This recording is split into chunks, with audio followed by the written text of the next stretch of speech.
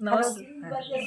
नमस्ते प्रणाम दोस्तों। हमारे यूट्यूब चैनल, फेसबुक चैनल दोनों पे स्वागत है आप सभी लोगों का। और हमारी दीदी अब आगे बोल रही हैं, आप लोग सुनिए। आज हम दोनों बहन मिलकर एक प्यारा सा दहेज गीत लेकर आए हैं। बहुत ही पुराना और पारंपरिक यह दहेज गीत है। मुझे आशा नहीं, पूरी उम्मीद है कि आप लोग दहेज गीत सुनेंगे तो बेहद ही आप सभी को पसंद आएगा। आइए देर न करते हुए हम लोग सुनाने का छोटा सा प्रयास करते हैं। गीत अच्छा लगे तो शेयर ज़रूर कीजिए। चैनल पर पहली बार आए हैं तो सब्सक्राइब कीजिए अपने आशीर्वाद के रूप में। जहवा धन की लोभी परिवार बाबूजी, जहवा धन की लोभी परिवार बाबूजी, उहवा शादी नहीं करी हमार बाबूजी, उहवा शादी नहीं करी हमार बाबूजी। जहवा धन की लोभी परिवार बाबूजी, उहाँ शादी नहीं करी हमार बाबूजी। होई ना बियाह भले रहब हम कुंवारी, सुन ले बसही ले लोगवन के गारी। होई ना बियाह भले रहब हम कुंवारी, सुन ले बसही ले लोगवन के गारी।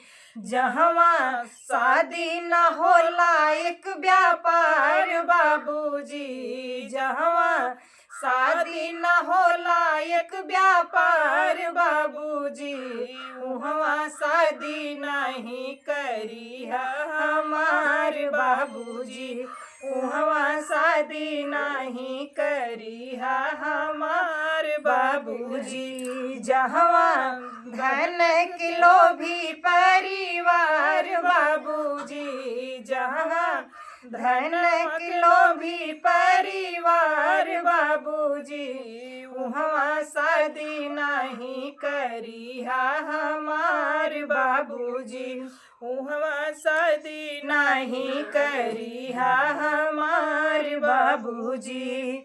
दई के दहेजवा पापा कह दी दे बसादी, मिली ना सकून बाबू छिन जाई आजादी।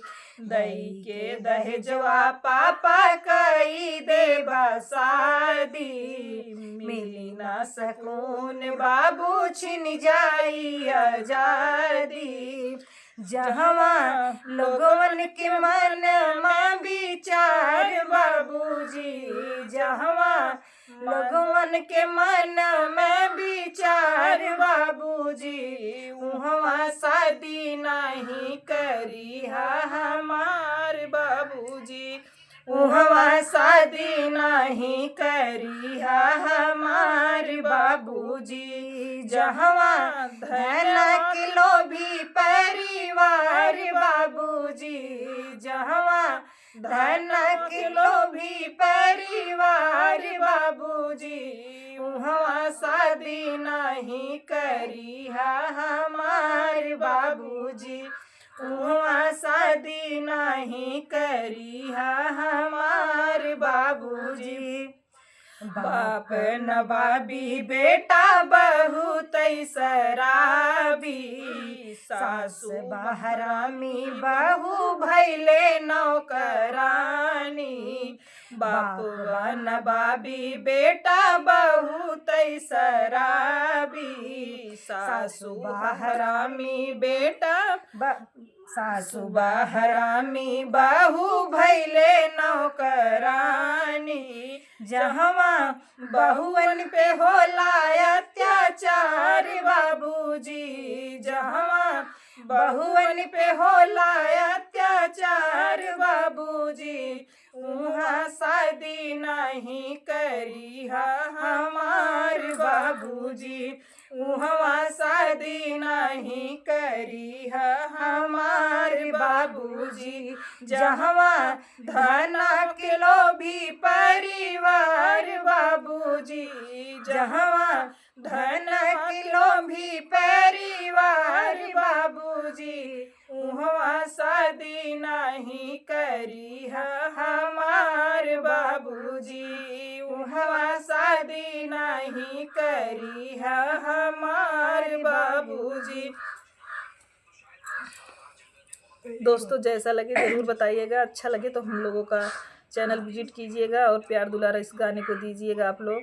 जी बिल्कुल। और बहुत ही मार्मिक दहेज गीत है, बिल्कुल सच्चाई पर आधारित, कि जो है हमारे हिसाब से तो दहेज मुक्त भारत होना चाहिए और सबसे बड़ा दहेज परिवार ही है। काहे का मैं गलत कहा था?